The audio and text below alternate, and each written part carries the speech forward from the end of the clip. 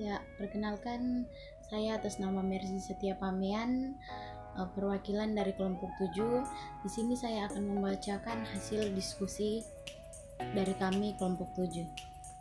Adapun nama-nama dari kelompok 7 yaitu Mercy Setia Pamian, Ilona Ikwa, Oleda Cornela Dase, Agustina Alfrida Apaikaiti, Delince Komanggal, Afrida, Evelyn Mansarai, Edita Buni, Kenas Mohi, Stefani Elizabeth Waroy, Regina Marice Mayor, Agustinus Rico Yekonosri, Pascalin S. Niki.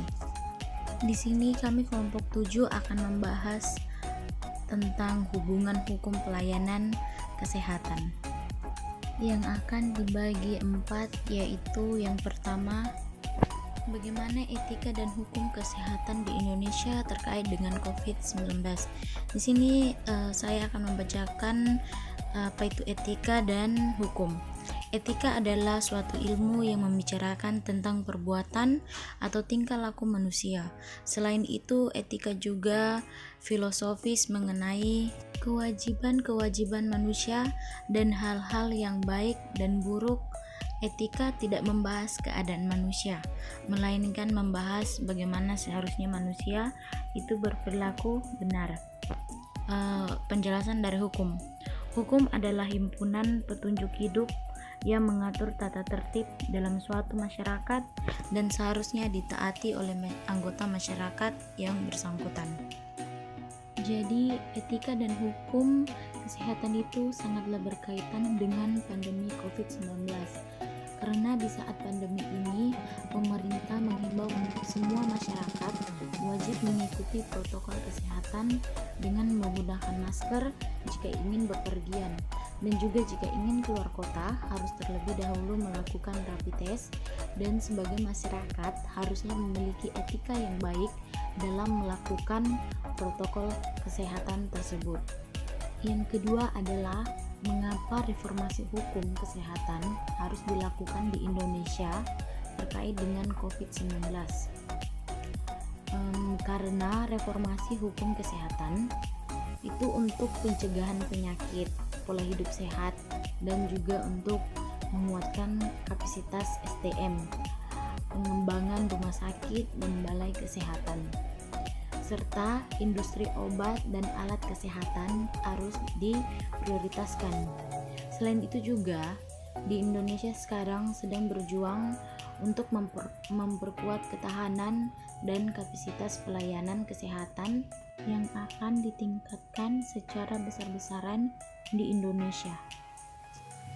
Yang ketiga, mengapa informate consent dan informate ritual di dunia kesehatan Indonesia harus dilakukan terkait dengan COVID-19. Karena informate consent sebagai fondasi tingkatan medis di masa kritis pandemi COVID-19. Informate consent juga memiliki hak yang terdiri dari hak atas informasi dan hak untuk memberikan persetujuan.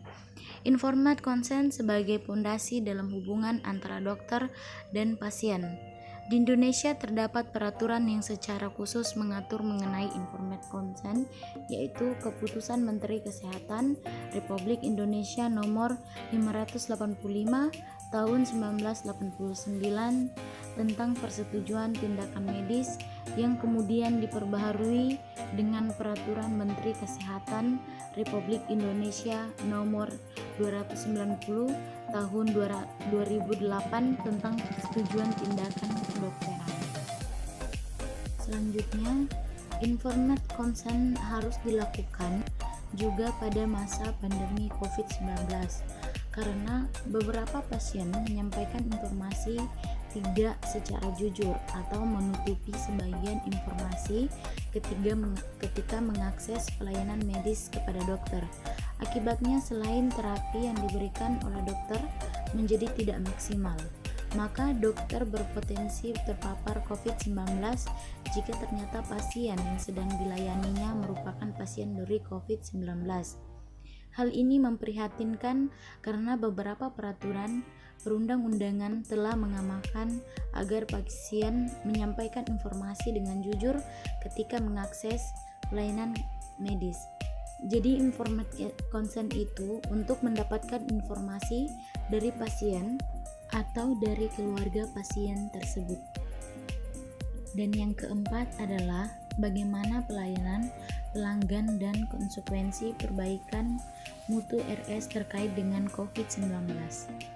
Mutu pelayanan kesehatan adalah suatu langkah ke arah peningkatan pelayanan kesehatan baik untuk individu maupun untuk populasi sesuai dengan keluaran yang diharapkan dan sesuai dengan pengetahuan profesional terkini. Sejak kasus dari COVID-19 meningkat drastis hampir sebulan, banyak rumah sakit yang kewalahan menangani pasien COVID-19 tersebut. Banyak pasien yang parah akibat COVID-19 ini membutuhkan ruang perawatan intensif atau ICU dan ventilator karena terbatas oleh fasilitas di rumah sakit. Pelayanan di rumah sakit untuk saat ini sudah jauh lebih baik lagi karena adanya perbaikan mutu rumah sakit yang memahami kebutuhan para pelanggan dan juga bisa membantu pasien COVID-19. Sekian dari kami kelompok 7. Kami mengucapkan terima kasih dan mohon maaf jika kami salah dalam bertutur kata. Sekian dan terima kasih.